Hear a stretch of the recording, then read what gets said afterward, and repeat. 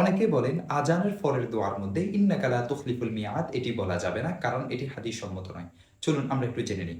বাইহাকী রহমতুল্লাহি আলাইহি উনি ওনার সুনানে কুবরার বর্ণনায় আজানের পরের দোয়ায় ইন্নাকা লা তুখলিফুল মিয়াদ এই বাক্যটি অতিরিক্ত এনেছেন, যা আলী ইবনে আইয়াশ থেকে মোহাম্মদ ইবনে আউফ আল হিমসি বর্ণনা করেছেন। মোহাম্মদ ইবনে আউফ আল হিমসি একজন প্রসিদ্ধ নির্ভরযোগ্য রাবি।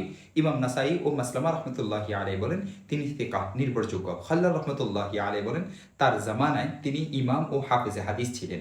ইলম ও মারেফতে তার অগ্রগণ্যতা সুপ্রসিদ্ধ ছিল। 273 হিজরিতে একবার আবদুল্লাহ ইবনে আহমদ ইবনে হাম্বল রহমতুল্লাহি আলাইহির নিকট তার আলোচনা করা হলে তিনি বলেন 40 বছর ধরে শাম এলাকার মধ্যে মোহাম্মদ ইবনে আউফের মতো কেউ ছিল না। দেখতে পারেন তাহজিবুল কামাল 17 নং খণ্ড 128 নং পৃষ্ঠা।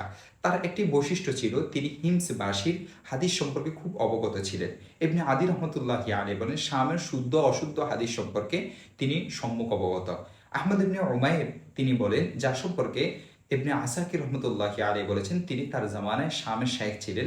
তিনি বলেন মোহাম্মদ ইবনে আউফের উপর যে আমি নির্ভর করি, এবং বিভিন্ন ক্ষেত্রে দেখা গেছে যে তিনি নির্ভর করতেন এবং তাকে হাদিস সম্পর্কে তিনি জিজ্ঞেস করতেন, বিশেষ করে হিমসের হাদিস সম্পর্কে।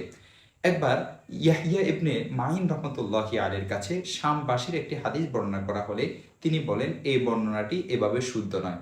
তখন মাজলিসের একজন আলেম বললেন ইবনে আউফ হাদিসটি এভাবে বর্ণনা করে থাকেন।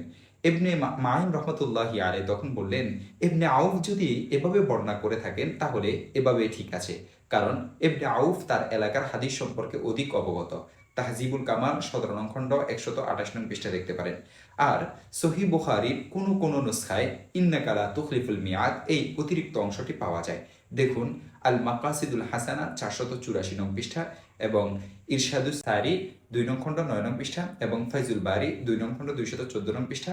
তাই কাশ্মীরি রহমতুল্লাহি আলাইহি বলেন ইন্নাকা লা তুখলিফুল মিয়াদ অংশটি বাইহাকিতে শক্তিশালী সনদে বর্ণিত হয়েছে। দেখতে পারেন আল আরফুস সাজি 1 নং খণ্ড 112 নং পৃষ্ঠা।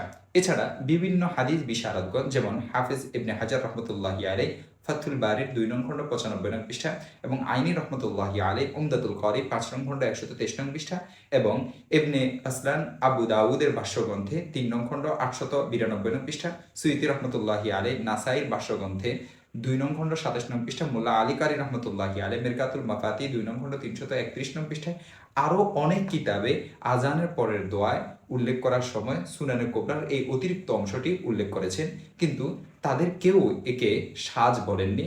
তাই এই অংশটিকে সাজ বলা এটি ঠিক হবে না।